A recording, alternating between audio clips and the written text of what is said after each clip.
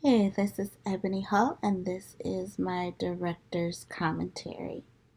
So, for my opening sequence, I wanted to do something simple but yet make a bold statement. So, I decided to play off with the title of Just a Minute, and I decided to use watches pretty much and go off with the saying of life is too short, every second, every minute, every hour counts. You just never know when your time is up, basically. So I decided to just utilize clocks and to tie in with the theme of the story. To achieve these shots, I did them in the comfort of my own home. I used like just a stool and a single light setup, and I used my husband and I watches. And luckily, the couple that I was using that participated was married, so I managed to use some of their wedding photos, just to give the opening sequence a little flair, to kind of introduce the characters a little bit of like you're seeing them happy and blissful on their wedding day, and then it transitions to introducing the characters. And but with the play with the music, it shows that wedded bliss is not what it seems to be anymore. So for my opening shots, I would definitely wanted to have my character of the wife pretty much just do her day to day. She was a homemaker, so you see that, oh, she takes pride in her home life and, preparing dinner, something very simple that could kind of tie in and introduce that this is the protagonist in the story. So a lot of people in the discussion has asked me like, okay, well, what was the phone call about, and what is the story pretty much about? The story is about a homemaker who found out her terminal illness. She doesn't have long to live, and you see her ask the question of how long she has, and she just received this devastating news that she's gonna die. She has moments to ponder, but that soon has to be depleted, with her husband coming in. And her husband is this workaholic, very driven, very focused on his career and his work, and over time he has pretty much not be aware of his wife. So this is the moment where she's trying to get courage of trying to let him know like what's going on, and he just gestures, blows her off, and say, just 1 second.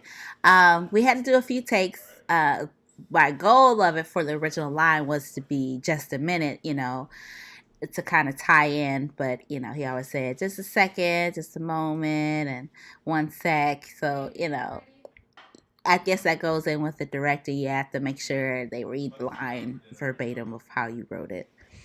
In this particular scene, I definitely wanted to make it very quiet, so I decided not to do any undertone of music. I wanted to get the sound of just the silence. You can sense the distance between the two. And it's funny that hearing my feedback from my professor, he loved the fact that there was nothing on the walls. And I think that was like looking back at it, I was like, oh, well, that's a happy accident, because they kind of just moved in and they didn't really have anything on the walls. So I liked how he pointed that out. And as I look at it now, I was like, oh, yeah, I didn't even notice that. But I definitely wanted to have them sitting across each other to show that distance between them, and just saying, showing that the relationship isn't what it was. And her attempt to try to speak to him again, I wanted to display that frustration. So the bedroom scene, I really wanted to just keep it simple. I didn't use any of my kit lights. I just decided to just go off the lighting that they had. They had some good warm undertones, and the texture of the wall, it really tied in good.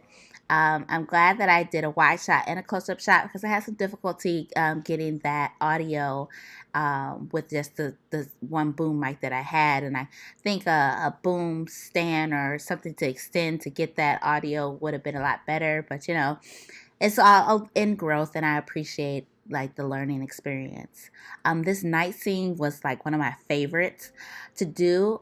So to achieve this, I had like some material, the cellophane jelly type paper that you get from Michael's for a few bucks, and I already had it in my possession.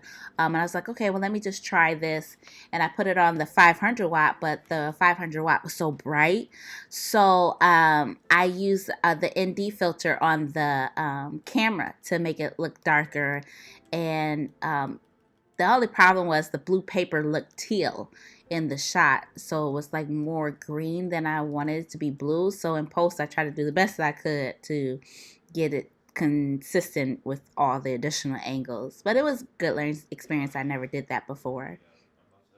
So, with this scene, I was trying to show that it was the next morning, and even with my undertone audio, I don't know if it got caught or whatever. I was trying to have birds chirping, but we filmed this at night, so it was kind of difficult with scheduling and things like that. And we actually filmed all of this in one night, so it's just availability, and we just managed to get it done. It took some hours, but they were really good troopers. I know everyone has asked me in discussion, what did the email say? Um, well, with the lens that we have with our camera, it doesn't have good micro ability to see, focus in on it. But when I looked at it in post, I was like, okay, I actually like that, because it's just like it leaves your audience guessing for more. I was like, well, what happened? What was it? So it kind of like you kind of find your own conclusion to put it together. But paying attention in the beginning to see, what the phone call was about, or how she asked how long does she have. I think it all tied in together with just a minute and dealing with time, and how every second counts and life is short. You just never know when your time is up. So yeah, that's pretty much it for this commentary. I thank you guys for just watching. I hope you guys enjoyed it for my first short film, and I it was a good process, and I look forward to doing it again and trying out different stories. So I'm excited about it. Thank you for watching, and you guys take care.